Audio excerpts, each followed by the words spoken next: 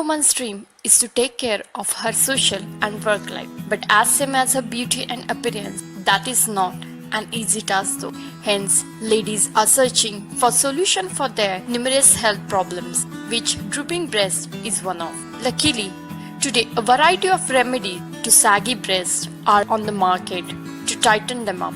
We only have to look carefully, but nothing is more effective and trustworthy than natural remedies. Therefore, many home remedies are too simple that you can try without getting a risk of negative side effects. So let's see the today's remedy. Ingredients you need: 1 teaspoon of pure honey, 1 tablespoon of vitamin E oil, 1 egg white and a bowl.